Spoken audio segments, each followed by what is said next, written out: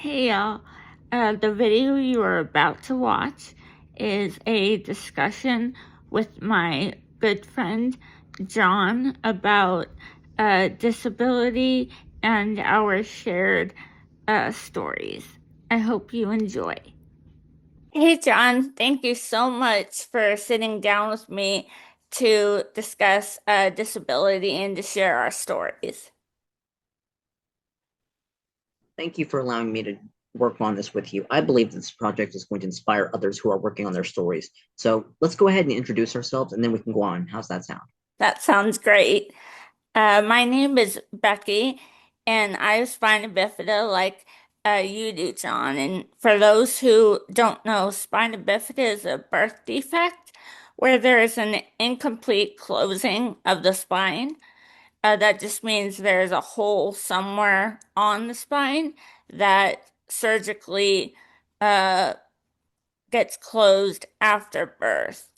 The further up the hole is on the spine, the more paralysis there typically is. For example, my hole is L4, L5. So I don't have any paralysis in my upper body. My hole is located at the L5S1 junction adjacent to the top of my bottom. So I, like you, have no movement or feeling below the waist. Right, right. Yeah, yeah. They're basically in the same uh place. Yeah, basically. When you were diagnosed with spina bifida, were there any additional diagnoses that you were given? Hydrocephalus that caused excess fluid in the brain, so I had a ventriculoperitoneal shunt catheter placed about 2 hours after I was born, which relieved that pressure. Thank God I haven't had any issues with that shunt in 18 years. Yeah, same here. The only thing I was diagnosed with other than hydrocephalus was symptomatic Arnold Chiari. To date, I don't believe I've been formally diagnosed with Chiari. Yeah, we were told that all SB patients have Arnold Chiari, but only about 10% have a symptomatic Chiari, and I fell under that 10%. This is what caused me to need three brain decompression surgeries. Ouch. Can you explain the difference between symptomatic and asymptomatic Chiari?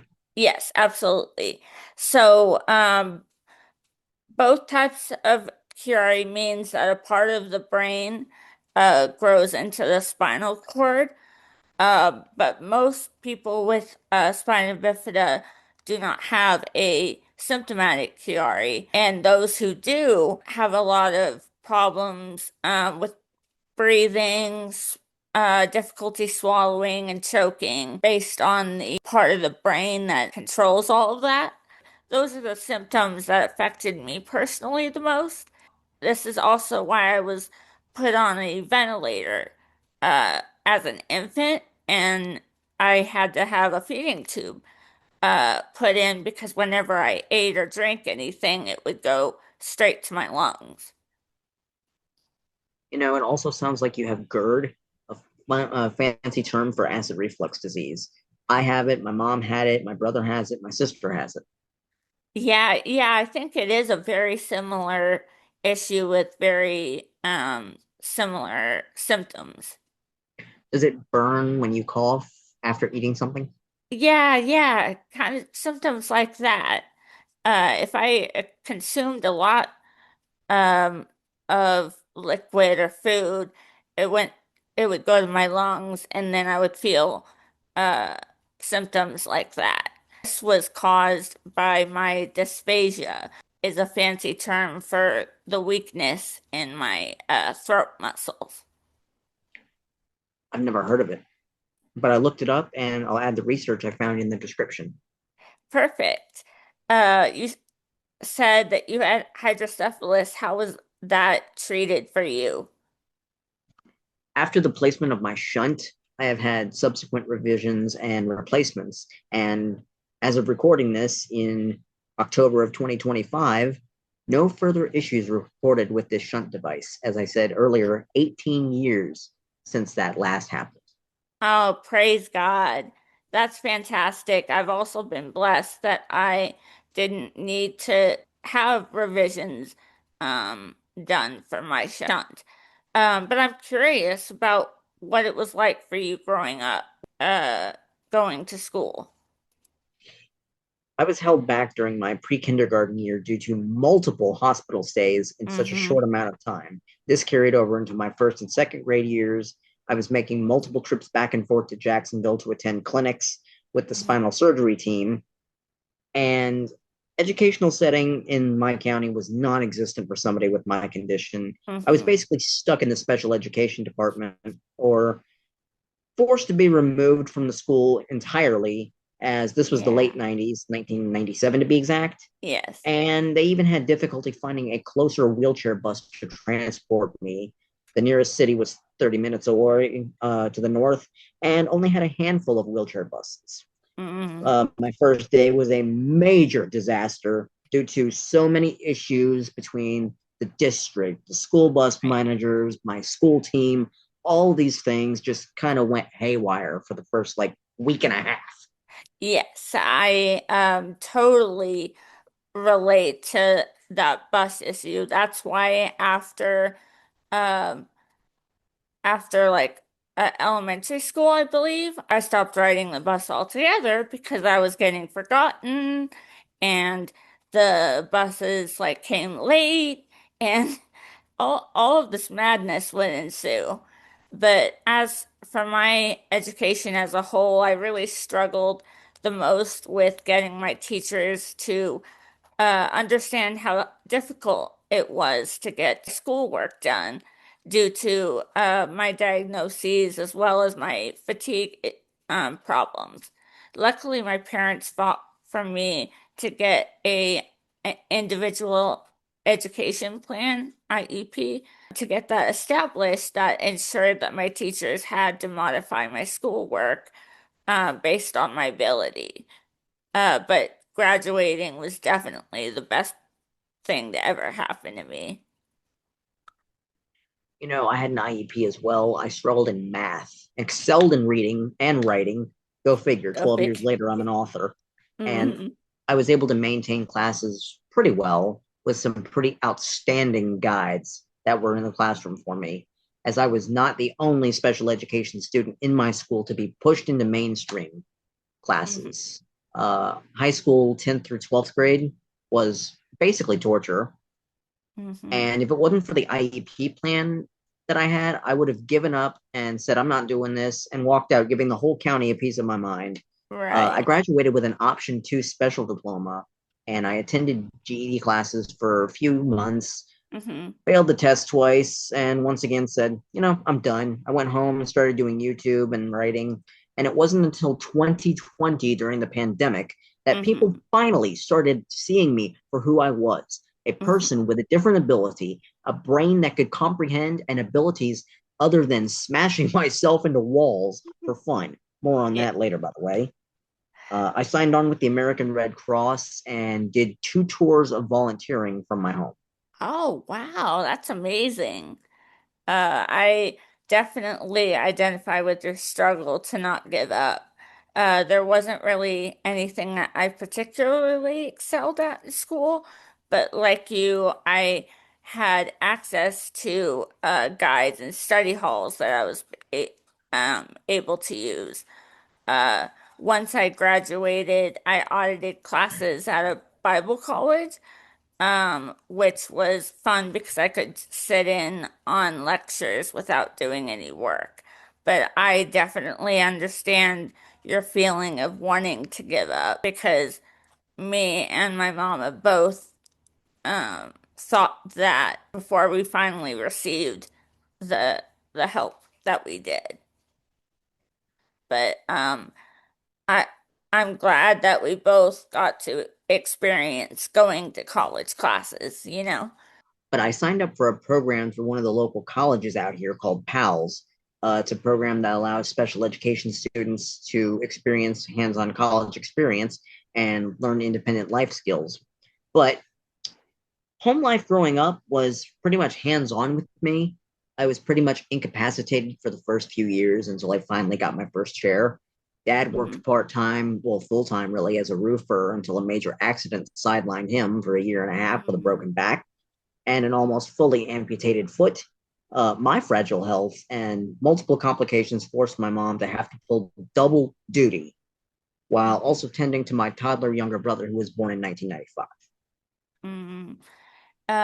God blessed me with an amazing family as well. My mom never went back to work once it was evident that my health condition continued to worsen. My dad first worked in the Air Force, so we moved around a little bit, including living in Berlin, Germany at one point. My mom was the person that was the most hands-on with the day-to-day caring due to my dad working. He did a lot of the heavy lifting, literally doing transfers, but he also was a huge part of the safety I felt growing up. He fought for me both in schools with mean teachers and with my dealings with ugly doctors. He's where I get my strength from, and my mom is my best friend. When I was recovering from surgeries, she always made me feel peaceful and calm. I have a twin sister as well, which meant I had a best friend from birth. And my grandma was a massive inspiration for being joyful, despite very hard things that she had to go to, but she didn't let that steal her joy. But did you ever have government funding or assistance growing up? My knowledge, I don't remember a home health agency or anyone coming in to provide assistance. My Hmm. parents would know the answers, but both have sadly passed on. My older Hmm. sister might be able to be a breath of fresh air in that department, but as of right now, I don't know the answers to that. For a long time, we didn't have a ton of help either. It wasn't until my mom was literally on the phone crying because I needed someone to help me with my care during school hours, and the school nurse was not being helpful at all. My mom even considered homeschooling me Mm. because my chronic pain was so bad at this point. That's when we learned about the home health nursing, and it was literally a real lifesaver because it proved to the school that I needed significant help because of my conditions. Can you possibly dive a little deeper into the care you received? Of course, yes. The main thing that my nurse did while in high school, while I was in high school, was give me pain medication and help me when I needed to use the bathroom. I also needed her help to use a suction machine that I had because of my choking issue. She would always be not that far off from the class that I was in, Right, and I could always come out and meet her if I needed meds or if I needed something. right. So basically, you had kind of the same help that I did, except my people couldn't give me pain meds at all. Right. Yeah, yeah, that's correct. I was very fortunate and blessed to have her in a time where I felt like I didn't have anyone at school that was looking out for me. How would you say having your disability shaped your outlook on life? Do you have a specific philosophy or something you've learned along the way? Life is fragile. Treat it like you're gonna die soon. That's my motto. That's what I've kept with all these years. That is definitely a good one. Mine would be in order for me to be happy, I had to choose joy and not wait until something made me happy. That's what my grandma taught me. She is German, and during World War II, she was put in a Russian concentration camp. And the only reason her mom, and her aunt escaped was because a guard helped them escape. So she really helped me to realize, if she can choose joy, then I have an obligation to choose joy. And that's kind of what guided me. What were the things in your life that shaped your personal philosophy? You mentioned about life being fragile. Multiple times in my life, I've stared death flat in the face and have been mocked for being alive. Nobody Hmm. even understands, really, except for very few people, what exactly I've gone through over the past 30 years to get where I am today. I even Right. poured out my soul about it in my own book. Yes, and it is a fantastic book. I'll put it in the description. And I've definitely have hundreds of times in my own life that has brought me very close to death. Being septic 3 times and just overcoming surgeries and things that it was a miracle that I survived. Did anyone in your life help support that way of seeing things, or was it mostly shaped by events? Mainly through life events that got me to where I am today. When you've gone through a lot of medical ups and downs like us, you see how being alone can be what shapes you the most. I identify with that as well. I'm curious though, about your history, mental health wise. Was there any struggles that you particularly had? As you said, I have to agree, mental health has been a major struggle since the pandemic and losing both parents 2.5 years apart. I knew mom was going to go. I had no idea my dad was going to go so soon. And when he started his decline, I told myself, well, John, here we go again. When he eventually passed, it was just like a major blow to not only my self esteem, but myself as a whole. Just, I felt obliterated like nothing existed. I went into a deep depression and said, basically, screw it. Screw this. Right. Well, I'm so sorry for your loss. I know exactly how that feels. Thank you. My grandma actually died in 2020 as well, and she actually died um, last week, I believe. It would be 1 year since she's died. But my mental health journey was always tied to my chronic pain. That was what triggered my depression. So when I finally got on pain medications, my depression thankfully lessened significantly. I struggle today mostly with anxiety, Mhm. and my counselor is a huge part in how I'm able to manage it. My boyfriend, now fiance, has had a big part in my mood in general as well. That's amazing.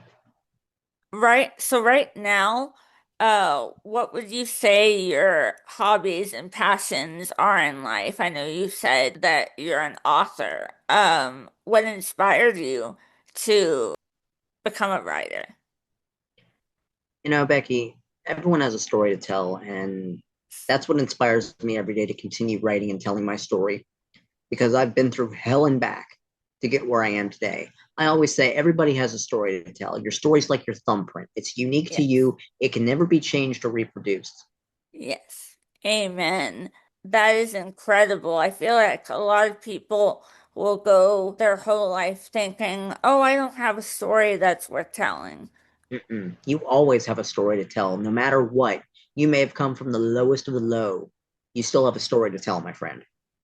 Absolutely. Absolutely. I spend a lot of my time creating art and doing Bible journaling that I give to my family and doing a lot of craft projects. You mentioned earlier that you're living for Jesus. what does that personally mean to you?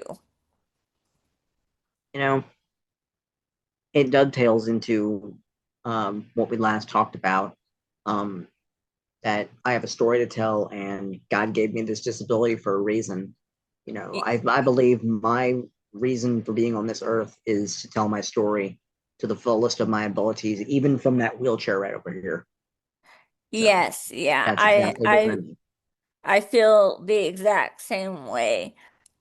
It's, a lot of people see disability as purely a bad thing, purely a sad thing, and that there can't be genuine growth when growing up or living in this way. I kind of think of my chair as being my uniform. I know it's not forever. One day in heaven will be healed. And so I'm trying to be patient with my discomfort and pain right now because I know that I'm made this way for a purpose, that I can be patient with my suffering because I know that in the end I will have eternity with God with no suffering. Amen. You know, at first I was angry at the world. I was bitter at the situation I was in, and to be quite Yeah. honest, I still have those days where I hate being disabled. Yes. Yes. I definitely have all those feelings before and a thousand times.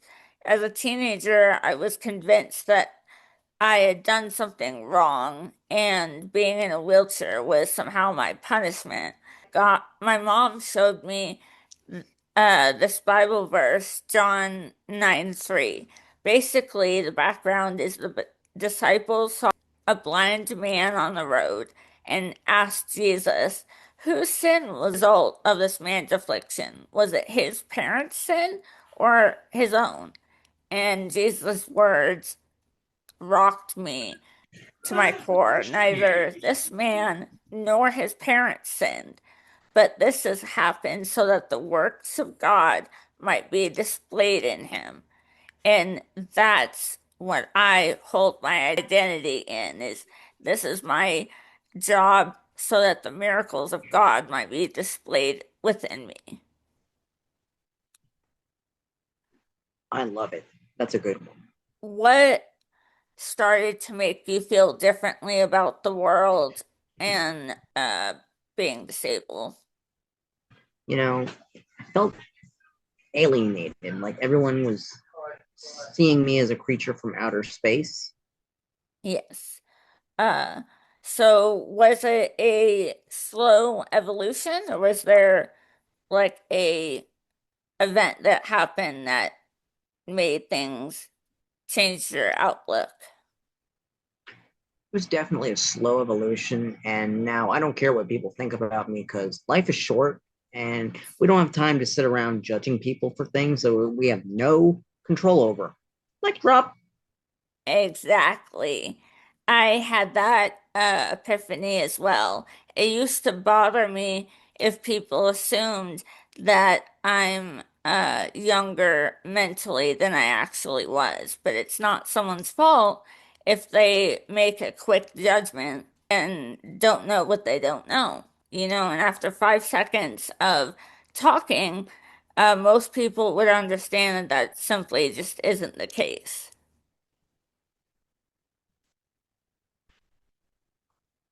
Thank you. That was the crescendo to wrap up this video.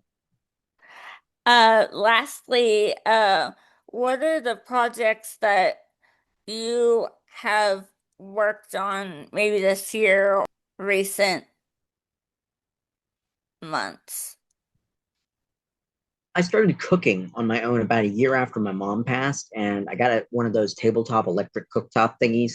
Uh-huh. And I started dropping recipes on Facebook and soon wrote and published a series of cookbooks, which I later went in and fully published using the same online publisher that I used for my several titles.